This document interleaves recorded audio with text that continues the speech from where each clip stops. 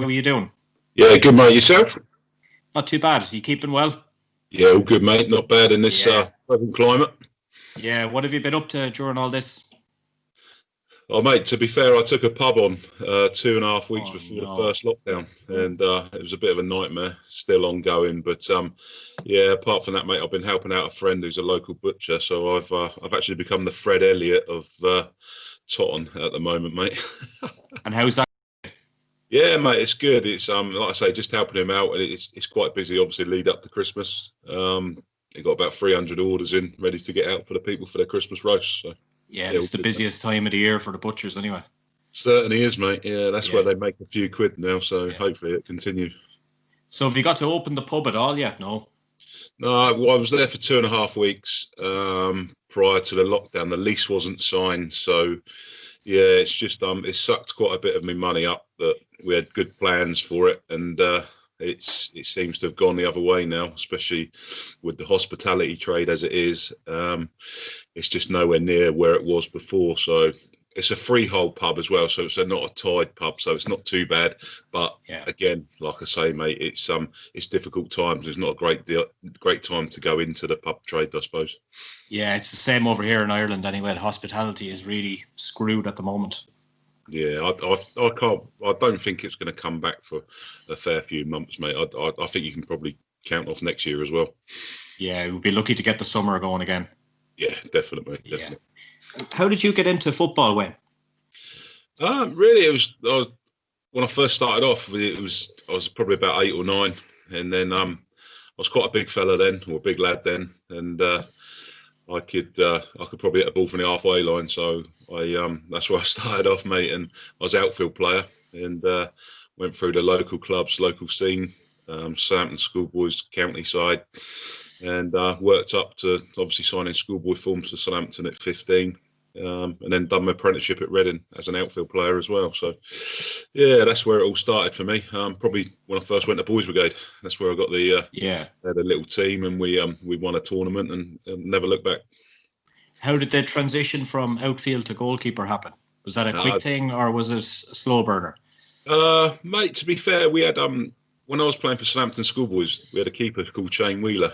He was on the Saint Schools. He was on the Southampton football or Southampton FC's books as a goalkeeper, and playing for the schoolboy side, instead of having like a sub goalkeeper that very rarely played, I was a stand-in keeper, and that's how it really started for me. And then I played probably 1 or 2 games when he used to suffer from asthma. He had an asthma attack once, and I played a couple of games and done all right. And then later on down the line, when I come out, left Reading, went to Basingstoke. I went on loan to Bashley, and the manager there remembered me playing. He had a goalkeeping dilemma. Played away at Salisbury, won 1-0, and that was me stuck there from 1989, 1990. And that was me done as a goalkeeper. So you just kind of fell into the role then. Yeah, just fell into it really, and obviously me being the size I am, I didn't want to run around anymore. Yeah. What kind of goalkeepers do you admire, or would you say was your favorite goalkeepers be? I never really grew up liking goalkeepers as such. I used to probably smash them up a little bit, rough them up. So that was my game. But the Peter Schmeichel for me, and Dave Seaman, and feet in goalkeepers like that, and obviously Kasper Schmeichel's gone on to doing great things like his dad done. So yeah, people like that for me, mate. The foreign lads seem to change things around for the English goalkeepers as well to follow in the footsteps of. It's all kind of goalkeeping's changed now, all playing out from the back and that kind of thing. Yeah, definitely. You've got to be able to play with your feet as well. So that probably did help me. That probably come in a little bit later on. So that helped me where I could play a little bit as well. So wasn't too bad for me, the transition. Yeah. Do you still watch much in the modern game? It's gone for me, mate. Football's gone. It's all about egos, and it's all about behind the scenes and everything else, mate. You can't. To be fair, it was an enjoyment, but enjoyment and a hobby, and it turned into obviously it's a massive beast, and there is so many politics about it now, and if you're on the field of play, you struggle to say the right thing, and everything gets taken out of perspective, mate. And it's just it's a crazy world what we live in, not just football, but all around. Do you think the money has kind of ruined it a little bit? Yeah, I think the money. I think they're drilled. There's no characters in the game now. You can't tackle. You can't. Everything's scrutinised. And if you do put one thing wrong, everyone makes mistakes, and the red cards come out, and the game, to be fair, from the top to the bottom, is it's totally changed, and it's not changed for the good, in my opinion. Yeah. And in terms of England, with Gareth Southgate, do you watch any of the international football there? I never watch it, mate. To be honest with you, I don't. Because it chops and changes. It's probably one of the hardest jobs ever as well, because they only get hold of the players probably 5 or 6 times a year, and in that environment, everyone is squeaky, and they're so clean. You know what I mean? It's too sterile now. Football. It's not. It's not the game that I thought it would come to, if I'm totally honest. Yeah.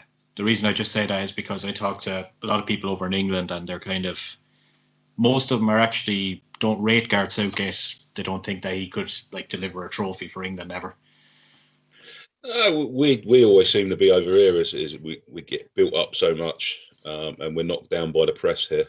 The press that destroy any good that anyone's got, and it is a confidence thing, and like I say, it's all hyped. We get to the finals, the Euros and the World Cups, and we disappoint, because the expectation levels is massively upon us, and I think all our media just want us to fail for stories, mate. So it's not done for the good of football, definitely not. And obviously Gareth Southgate has got that unbelievable good task of trying to, recuperate what we done in 1966. But there's been many managers before him that's not succeeded. So, good luck to him. But again, it's I think the FA want a yes man as well. So yeah. I think that you say about the media, I think they don't do you looking from. I live in Ireland, from an outside perspective, and obviously we watch a lot of Sky Sports News and we see the media outlets, and I think that they definitely do the national team no favours by putting pressure on them. Essentially, I think. No, definitely, mate. Definitely, that is the crunch of it. They just they build you up, and then they just can't wait to literally cut your legs off. Yeah. How long did you stay at Southampton for a while? Southampton, I was there as a schoolboy. I was there from 14 to 16, and then I was a centre half, and I'd done my apprenticeship at Reading back in 87 to 89, and then I went into the non-league game, where I went to Bashley, so where it all started, and then a close friend I made with Alex Pike at Wimborne. He was fantastic. I actually went to Wembley twice with him, once in the FA Vars when he was at Wimborne Town, and then recently I was goalkeeping coach probably 4 or 5 years ago when we played at Wembley again, for Gosport Borough in the trophy. So I've had quite a illustrious career regarding football, and I've enjoyed every minute of it. It's been good. Been a lot of highs, more highs than lows, which has been fantastic for me. So I thoroughly enjoyed my time, and the time obviously at Sutton we'll probably move on to, but it's non-league is a great league. Was just to touch on Southampton for a second, because everyone always says how good the youth setup is there and the way they bring players through and work with young people. Did you find that a really good place to learn a bit of trade? Yeah, it was all different back then. Obviously, we were schoolboys. We'd train 2 to 3 times a week. We had at the time we were at the old place called the Dow. We had a small gym. It was freezing cold. I was always made to wear bin liners because I was a big lad. So, the science in football wasn't there then. But I was proud to be associated with Southampton Football Club, and that was probably every schoolboy's dream. And lucky enough, I managed to sign schoolboy forms for Saints, and like I say, I thoroughly enjoyed my time. And back then, there's been a lot in the press regarding a bloke called Bob Higgins, who was a youth development officer at the time. That actually, he's actually gone to prison now. I didn't know about Yeah, that. for what he'd done. There was abuse cases Okay. against the boys, and obviously, we're quite a close knit bunch, and there's 3 or 4 lads that was involved, which is like my year group and below as well. So, it's difficult for them, and obviously mentally, and they've come out and they've been strong, and we're all close knit, and we all support one another. So, yeah, looking back on it, it was great times, but obviously been hampered by what's come up over the last probably 3 years, and rightly so. Yeah. Bloke involved has actually gone to prison for it. So, yeah, that's how we touched. That's the little bit of Southampton. I played obviously for the youth team there. I was one of the youngest players apart from Theo Walcott now. I played when I was a schoolboy for the youth team. I made three appearances as centre half. Scored 1 goal as well. Dave Merrington was the manager, and he was fantastic. And we had the likes of Shearer and Madison and all the players. The Wallace brothers. Letizia there at the time. Tiz is 2 years older, but Tiz was, he was progressed into the first team. Because they did, like you say, they did bring players through, and it's been a great conveyor belt of players that have come through the academy. What it is now, obviously, they're schooled together, and the actual facilities at Southampton Football Club now is absolutely, top notch. It's probably one of the best in the country, outside your Chelseas and your Arsenals. But it is a great place to be. Yeah, it's in 2005. I see here that you played for Eastleigh in the Islington playoff and saved the winning penalty. Yeah, are my stats correct? We were due to go up. You had to finish about 5th place, 4th or 5th. It was when they were regionalising the leagues, and we had a good run at Eastleigh. Obviously, with when Paul Doswell come in, and first of all, I went there as goalkeeping coach, stroke second choice goalkeeper to a lad Colin Matthews. But it got to the stage where I was probably playing, and I was playing really well. I was probably in my prime, really, probably 30. Like 30, in the 30s. So, and I was little mind on coaching afterwards, doing the goalkeeping coaching, because that's what I love. And obviously working alongside the juniors and the setup of the club, I was goalkeeping coach for them, and it was fantastic. So I was still had a foot in both camps. And yeah, we played in the Isthmian final. I think I made a mistake for the first goal. We were 2-1 up, but there was one of these saves. It wasn't a penalty save, but it was literally they had a lad up top, and he was on fire, and he's like swiveled and half volley from about 8 yards. I managed to get my hands to it and tip it over the bar, and that could have that obviously went us.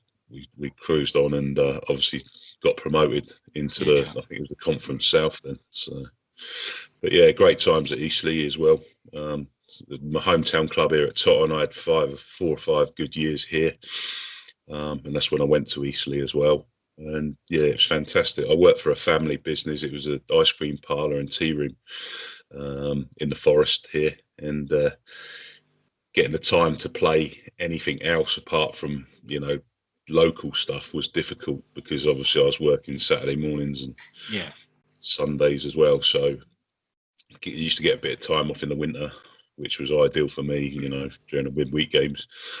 And then obviously left Eastleigh and obviously went back with Doz up at Sutton. And Sutton, were you still working a job as well? Yeah, I was still in the ice cream parlour. Still working for my uncle. Travelling. We used to train Tuesday, Thursday nights, and then it went to daytime training. And we trained. We tried it on at Eastleigh. We trained on a Monday and a Wednesday. If we didn't have a game on a Tuesday or Monday, Thursday, and it worked quite well. You seem to get a little bit of extra out of the boys. They hadn't been working all day, and we had a lot of players just come out the pro game, so they were itching to get back in, as well as wanting to train. So we had that as well, and then we'd done exactly the same at Sutton, and we trained at Surrey Sports Park, which is literally probably about 45 minutes for us from here, and probably the same for the boys that are in London. So it was just the other side. I say just the other side. It was near on the outskirts of London, but it had a fantastic facility, 3G facility, and grass pitches as well. So we trained there, and that's where the idea come from, getting a 3G pitch, which went in at Sutton probably 2-3 years later. And that's the time when Dos was there, and he said, if you want to do the 3G, look after that, and do work in the community. And that's what I'd done, and I thoroughly enjoyed it. It was ideal, and I was obviously second choice goalkeeper and goalkeeping coach. Yeah. And I worked with a lad, Ross Warner, really closely. Great lad, good goalkeeper. Still playing with Dos at Havant now. So, and there was no pressure if we were doing well in the league or we were up and around. And when we got promoted and stuff, I played a couple of games and I played the Surrey Senior Cup. But it was about getting him right. And then again, like before in my career, like at Southampton Schoolboys, I would sit on the bench or be a backup goalkeeper as such.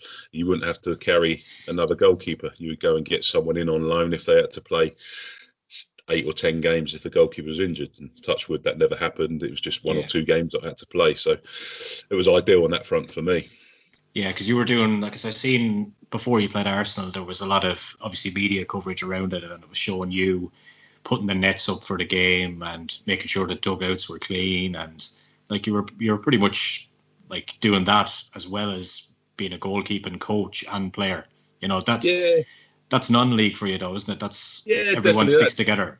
Yeah, that's what it takes. You right away from the manager right the way down to the tea lady and Wendy, who used to do all the food for the players after the game. That's when we started the morning trainings as well. We were on site. We ate together. We had breakfast. We had lunch after training, and you had that little bond between the players. And they, even though they were coming from different areas, you always had that hour after training or 30 minutes before, when you'd sit and have breakfast and get that. But going on to the football side of it and the community side, I found that brilliant, because I work with kids with disabilities, and just seeing just doing a little bit training exercises and routines with them, and just watching their confidence and their abilities, or just shine through just from playing a sport. It was fantastic, and it was quite eye-opening that how many people are children out there that haven't got something like that. The kids now are just in front of their Xboxes and stuff like that, but these kids with disabilities as well, and like I say, through exercise and their confidence and everything, that you watch this, you see the progress was absolutely, their coordination got better. It was so heartwarming for me to be involved in something like that, and the kids loved it as well, and they interacted with the football club because they had tickets to the game and they could see the players, and we had the whole junior set up there as well, that could train on the pitch, and it just brought everyone together. Do you remember the moment when Arsenal were drawn against you guys in the cup? Yeah. Where were you? We were in the clubhouse, and to be fair, before every game, I think it was after when we beat, we didn't expect to get any. We played Forest Green. They were top of our league, and the manager actually let 2 or 3 players play on loan for the parent clubs that they were out at. So when it come to it, we were struggling for a side, and we didn't expect really to get through. We beat Forest Green. They were top of our league. We beat them, and then we excuse me, and then we played Dartford, a brilliant game, 6-3, and then we played Cheltenham at home. We beat them, and it was like, wow, what's going on here? And then we obviously drew Wimbledon, AFC Wimbledon at home. We played them, but after each game, then once it all got to that stage, I used to do a thing called the draw with Shaw. So the draw was always on a Monday night at 7 o'clock on the telly, like it is now. And I got a bit of memorabilia from that game before and had a raffle. So raised a bit of money for the football club as well. And, come in, I made a few sandwiches and bits and bobs for the supporters, and they'd have a few beers. And we got up to like 70, 80 people, 100 people on a Monday night for the football club. And it was brilliant because there was nothing going on. And then obviously we beat Wimbledon, and then it started to escalate then. And then obviously we knew once we beat Wimbledon, we were playing Leeds. And then the Leeds game come. They put a weakened side out because they had a game on a Tuesday night. The game was live on a Sunday, I think BT. And that's when the media started to get going straight after that Wimbledon game. And then it just escalated right the way through. And then when we beat Leeds, obviously, again, we had the draw on the Monday night, and well, it's like unbelievable scenes. It was, when we drew Arsenal at home, it's like, oh, well, the roof come off the draw was live from our place anyway. And then it's like the roof had come off the room, and it was quite fortunate because the money we made, we would be able to put a new roof up because it was on its way out anyway. So the Times Square it was called, and but the club, with the money, the infrastructure there now, and the building has all been done out, and it's obviously stood them in good stead, and I see they're doing really well at the moment as well. So hopefully that'll continue, and they might get league football. But I think if they do, they have to rip the pitch up. So that'd be a shame. The Arsenal, when they got there, did they just come straight off the bus, or did they even go into the changing rooms or anything? Yeah, no, they come off the bus. They were already, they want change, but they're in the tracksuits in. It was quite rigorous for them. They were there to do a job. So they come. They were mentally strong. They come in. They got changed. They knew it was going to be a shithole. No disrespect, it was at the time. Come in. They put that out of their minds. They gone out. They changed. They warmed up. They come in. They were focused right to the end. And to be fair, Theo Walcott, what they done at the end, they put all the tops in a bag and come and put them in our changing room. And said, obviously you boys help yourselves to the shirts and whatever. Brilliant. So that was a nice touch. And then obviously Arns Wenger, I think our manager, Doz, got him a £150 bottle of red wine, out of respect. And he gave it, he presented him that. And obviously the standing relationship was good because we have, we did before we played Arsenal's and the Chelsea's under 23s in pre-season. So it was all good, and we had at the time Crystal Palace used to train, or Wimbledon, when they couldn't get on the grass. So we were a little outlet, and being obviously at the time we were in the conference itself, so the facility, the pitch, and all that they were happy to use. So and that was a bit with Arsenal. It was just a fantastic occasion. Surrounding that game, I watched an interview with you there it was about a week ago now. I can't remember exactly what channel it was on, but you were talking about the lead up to the game, and you had tickets for family members, and they were stolen on you. Yeah, it was unbelievable because, to be fair, they had some bets come in. They sponsored the game. There was three other companies. One of them was obviously some bets. The other one was the Vanarama, who was the league sponsors, and the other one was Paddy Power. So obviously, I don't know whether the club got. I wouldn't say they went out to the highest bidder. Put it that way. So whether it's right or wrong, that's what happened. And to be honest, after the draw was made, obviously it's 3 weeks till the game. Probably not too dissimilar to what Marine are going through now when they're going to face Tottenham. And it's like a circus, mate. It really was. Everyone wants a bit of you. The players, everything else. We managed to stay focused. We the league. I think the league position we were safe anyway. We were pretty good in the league. But the distraction was of the FA Cup, obviously. The lads. They didn't want to get injured. They didn't, but we had a game on the Tuesday night beforehand. And we stayed out up in Leeds, and that was good. We had to come back the next day, so that took Wednesday out. So we played Tuesday night because there's no trains back. We used to get trains to away games. Come back on the Wednesday, and then we trained on the Thursday. But it's like literally, it was a free for all, mate. There was interviewers and media from every walk of life, and it was real crazy times. And we couldn't really train that day. It just got ridiculous, and that was media day. And in my room, and the only people that were in there was some vets, the people that was working for some bets, they had access to all areas. Yeah. I had my wallet, I had my obviously my wedding ring, and I had my tickets for all the people. I think there was about 25, 30 tickets, 32 tickets. Yeah. I put them, they were in my room, put them underneath. And it was funny because we had, that day we had Matt Latiz and Paul Merson doing a little session with the boys of the forwards and stuff. And I went and got them a couple of my shirts. So they could wear like warm-up training kit. Yeah. So they had training kit on. And when I come back in my room, I noticed something wasn't right on the table. And I looked and my tickets had gone and money out of my wallet. So all my cards were still there and my wedding ring was there, and I just kicked up a bit of fuss. And the room opposite was a the lounge, where the media were.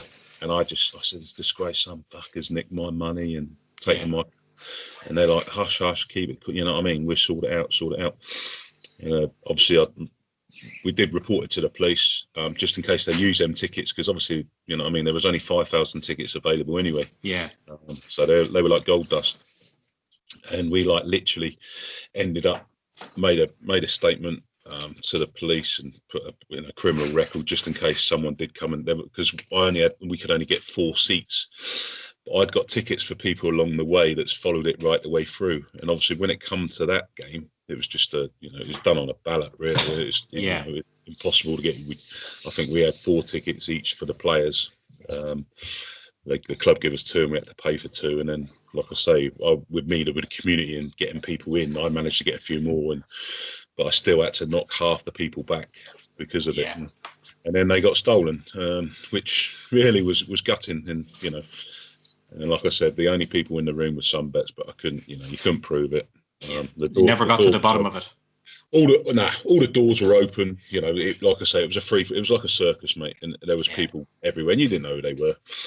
But I just wish the club at the time, obviously the press officer, he just does it as a voluntary role. We needed someone in there with authority. I think at the time, you didn't have proper security, really. Yeah. Alan Pardue was out there. He was out of football at the time.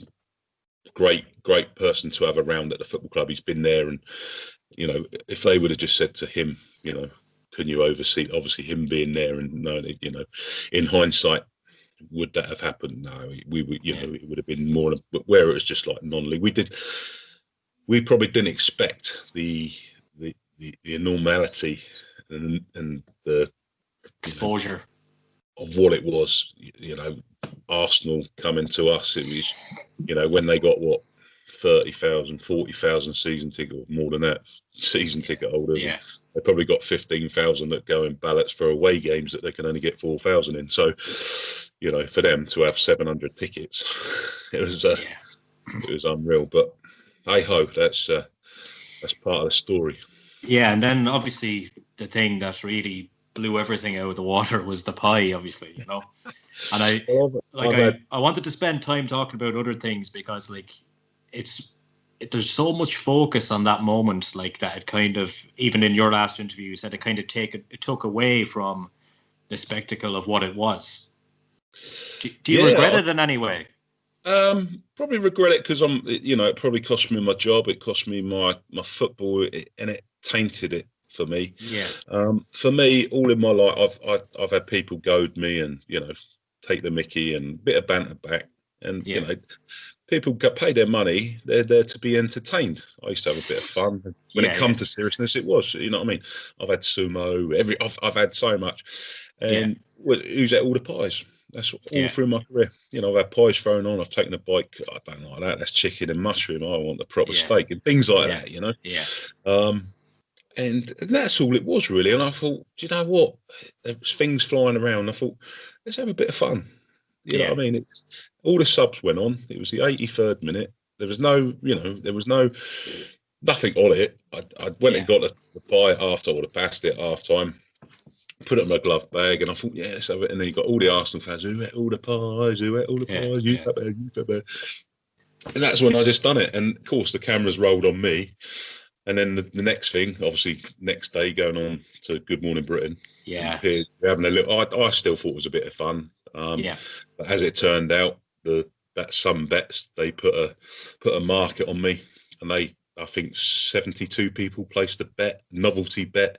They paid out £2,600. There was one on a streaker going on the pitch that did happen, but that was never shown on live TV. Yeah, I didn't see that on television.